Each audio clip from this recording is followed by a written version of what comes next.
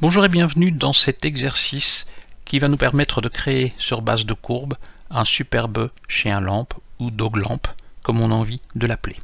Première opération, classique des classiques, je vais glisser ceci juste dans la fenêtre à côté. On crée donc un répertoire avec notre projet, donc deux répertoires principaux. Le premier qui sera un classique des classiques data, et le deuxième répertoire qui sera donc scène, comme ceci. Je vais donc aller chercher les références maintenant, donc on va prendre l'ensemble des références. Je vais reprendre mon data ici, je reprends ceci et je vais faire un copier vers data, comme ceci. On va lancer Cinema 4D.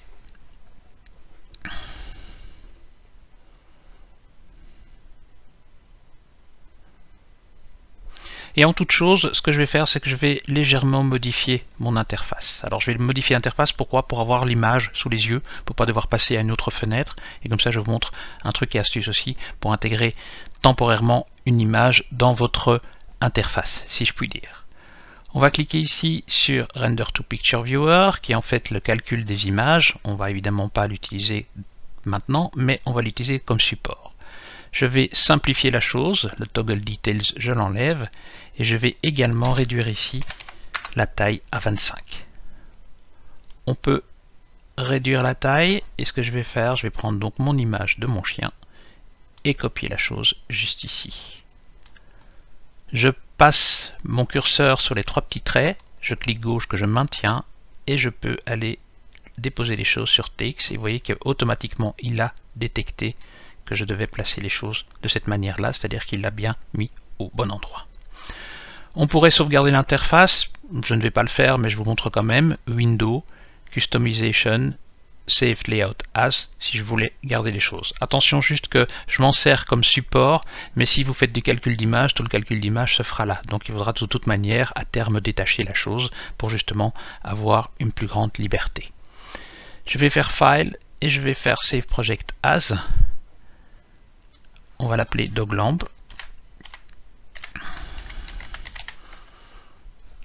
0,1, comme ça nous allons pouvoir faire des sauvegardes incrémentales.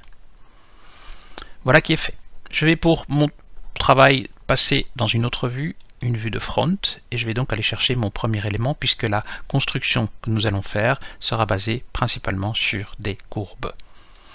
Je vais prendre ici un rectangle et je vais modifier les paramètres de ce rectangle. On va faire 150 cm et je vais faire ici 350 comme ceci. Voilà, je vois que les choses se sont placées correctement. J'ai donc maintenant dans mon gestionnaire d'objets un objet rectangle. Je vais sauvegarder la scène, File, Save Incremental, comme ça si j'ai des soucis, je peux revenir sur une version antérieure de mon projet et je vais pouvoir éventuellement aussi déplacer un petit peu mon objet et le déposer sur le sol. Comme ceci. Je prends le rectangle et je vais l'éditer. C. Voilà qui est fait.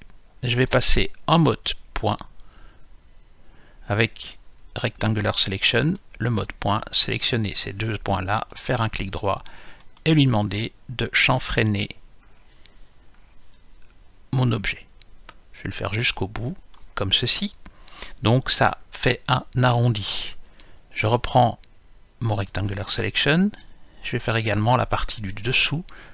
En cas de doute, je peux toujours vérifier. Oui, on va faire la partie du dessous, mais moins fort. On va faire un chamfer, mais qui sera plus des bords, plus léger, comme ceci. C'est bien entendu toujours une interprétation.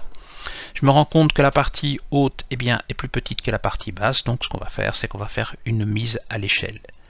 Je pose mon outil avec la barre d'espace, je prends ici mon Rectangular Selection, je sélectionne les trois points qui sont là, et je vais aller chercher mon outil de mise à l'échelle, Scale, comme ceci.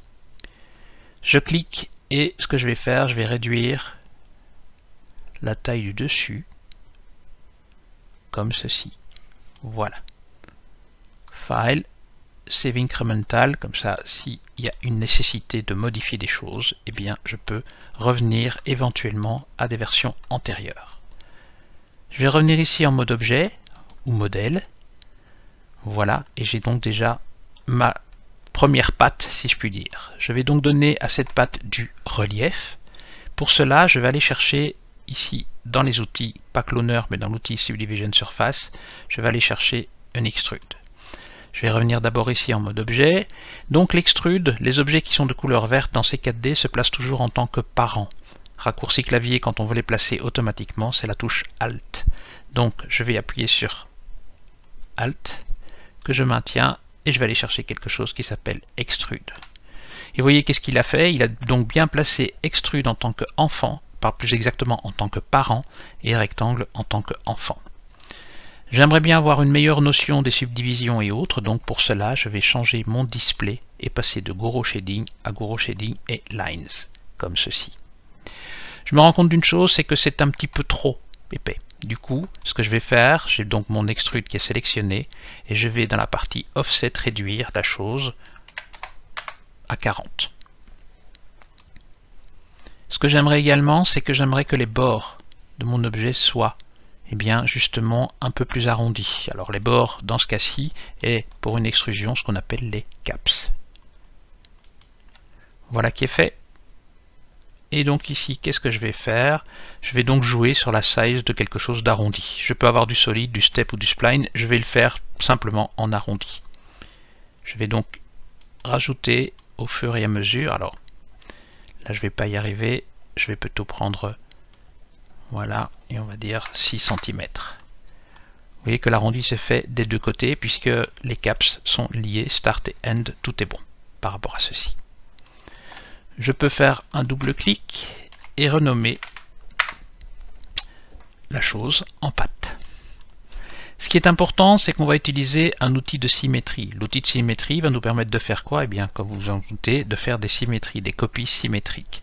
Pour l'instant, si je regarde mon Picture Viewer, il y a des alignements qui ne sont pas tout à fait corrects, mais c'est pas très grave pour l'instant, nous n'en sommes que à la base, au début.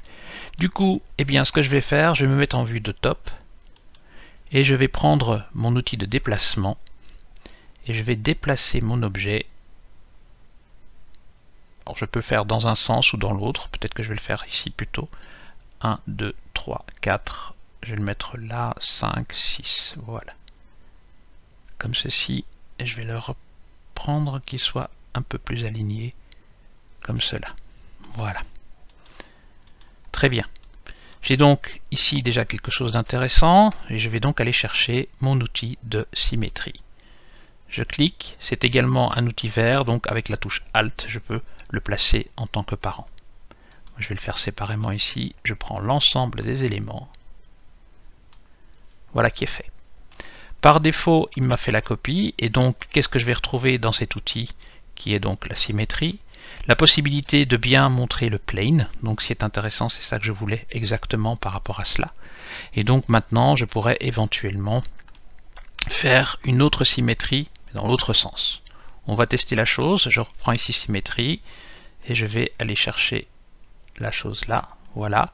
Rien n'a changé si je puis dire, puisque l'idée ici serait plutôt de faire une copie en Z. Donc on va faire off, alors on va faire off en X, et on va lui demander en Z de faire les choses correctement. Alors parfois il veut, parfois il ne veut pas. Alors ce que je propose de faire, plutôt que de se compliquer la vie, en fait la raison est simple, c'est que ici il faut que ce soit en tant qu'enfant. Voilà. On va retester si ça ne fonctionne pas, on va faire autrement les choses. Je vais faire off ici. Voilà. C'est le problème par rapport aux symétries. Donc quand je fais une symétrie de symétrie, ça ne marche pas trop bien. On va revenir ici, je vais supprimer cela. Je vais reprendre ici et je vais faire X. Voilà, comme ceci. J'ai mes deux pattes. Ce que je vais faire justement juste après, je vais déjà faire une sauvegarde. Comme ceci. Et ce que je vais faire avec cet élément-là, en fait, je vais lui demander de faire un Current State to Object. Alors, Current State to Object, qu'est-ce que c'est? C'est simplement la possibilité de garder les originaux, comme ceci. Et vous voyez qu'il a justement gardé mes éléments, symétrie, patte et autres, et il m'a fait une copie avec la patte 1 et la patte 2. Pour que ce ne soit pas trop encombré au niveau de votre scène, eh bien ce qu'on va faire, c'est une gestion via les calques. Je vais aller dans Layer et je vais créer un layer. Je vais l'appeler Originaux par exemple. Masquer à la vue, masquer au rendu et masquer dans l'alignement. Je vais créer le glisser sur le layer Originaux. Vous voyez que le premier, il a effacé les choses. Ce que je vais faire simplement ici, c'est que je vais aller lui demander de faire pour chacun de mes éléments. J'aurais pu faire un cliquer glisser pour peindre les choses, mais voilà. J'ai donc ici patte, on va dire gauche, comme ceci. Je reviens ici à l'attribut. Toutes ces choses-là, j'en ai pas spécialement besoin, mais on en parlera un petit peu plus tard. Et donc, ce que je vais faire avec ceci, pour avoir les pattes droites, eh bien, je vais me mettre en vue de haut. Ce sera le plus simple. Et je vais faire un contrôle en sélectionnant la flèche pour faire une copie.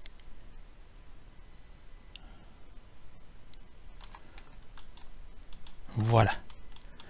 J'ai donc ici mes 4 pattes. Je peux revoir ma Picture Viewer pour justement changer un petit peu les choses, les aligner mieux, et je vais devoir évidemment creuser les choses pour avoir le petit trou qui se trouve là. File, Save Incremental, comme ceci. Je reviens ici dans la partie objet, patte gauche, et donc ici c'est pas patte gauche 1, mais patte droite, comme ceci. On a donc quelque chose d'assez intéressant et maintenant nous pouvons éventuellement, je dirais, modifier un peu la chose. Alors, la rotation me semble pas mal. Je vais faire donc une rotation sur l'axe bleu, donc j'ai cliqué simplement sur l'outil de rotation.